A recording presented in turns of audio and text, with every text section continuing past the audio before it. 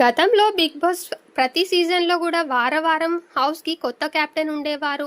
Captain కావడం కోసం పెద్ద యుద్ధాలే జరిగేవి బిగ్ బాస్ హౌస్లో. కానీ ఇప్పుడు కెప్టెన్ని పీకి పారేసి చీఫ్ కాన్సెప్ట్ని తీసుకొచ్చారు.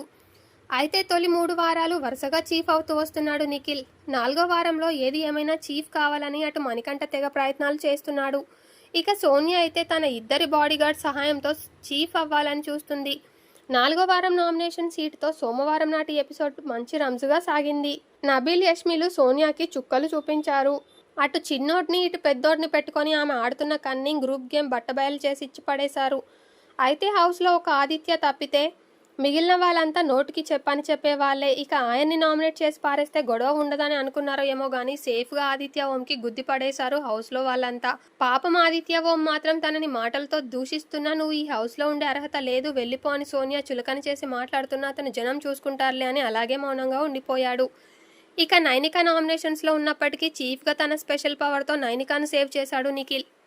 రెడ్ గుడ్ ఇచ్చావు, మరి నన్నెందుకు సేవ్ చేయలేదురా అని సోనియా చుక్కలు చూపించడం ఖాయంగానే కనిపిస్తోంది. మరి ఈ వారం నిఖిల్ని ఏ విధంగా టార్చర్ చేస్తుందో చూడాల్సి ఉండగా మొత్తంగా 4వ వారం నామినేషన్స్లో 6 కంటెస్టెంట్స్ నామినేట్ అయ్యారు. ఆదిత్య ఓం, ప్రేరణ, మణికంఠ, నబిల్, సోనియా, పృథ్వీ ఈ 6 నామినేషన్స్లో ఉన్నారు. ఈ 6లో సోనియా ఎలిమినేట్ అయ్యే ఛాన్సులు గట్టిగానే కనిపిస్తున్నాయి. హౌస్ మొత్తం ఆదిత్య ఓంకి గుద్ది పడేసినా హౌస్లో వాళ్ళు టార్గెట్ చేసినప్పుడు ఆడియన్స్ అండగా నిలబడుతూ ఉంటారు.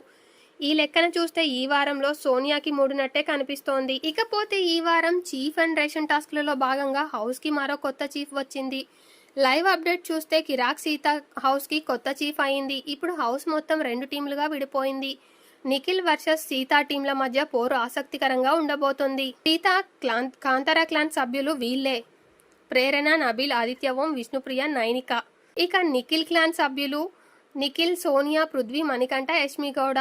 ఈ 2 టీంలు గమనిస్తే యష్మి ఆశయించుకుని ప్రతి వారం నామినేట్ చేస్తానని శబ్దం చేసిన మణికంఠ ఆమె టీంలోనే ఉన్నాడు. మరోవైపు ఈ వారం నామినేషన్స్లో మణికంఠతో పాటు సోనియాని కూడా నామినేట్ చేసి ఆమె గ్రూప్ గేమ్ బండారాన్ని బయటపెట్టింది యష్మి గౌడ. అయితే యష్మి నామినేట్ చేసిన మణికంఠ, సోనియా టీంలోనే యష్మి గౌడ ఉంది. ఉప్పు నిప్పుగా ఉన్న వీళ్ళు కలిసికట్టుగా గేమ్ ఎలా ఆడతారన్నది ఆసక్తిగా మారుతుంది. మొత్తానికి కిరాక్ సీత అయితే చీఫ్ అయిపోయింది. తన టీంని ఎలా లీడ్ చేస్తుందో చూడాలి. మరిన్ని లైవ్ అప్డేట్స్ కోసం ఛానల్ని సబ్స్క్రైబ్ చేసుకొని బెల్ ఐకాన్ క్లిక్ చేయండి. Thank you for watching this video. Video నచ్చితే లైక్ చేయండి, షేర్ చేయండి.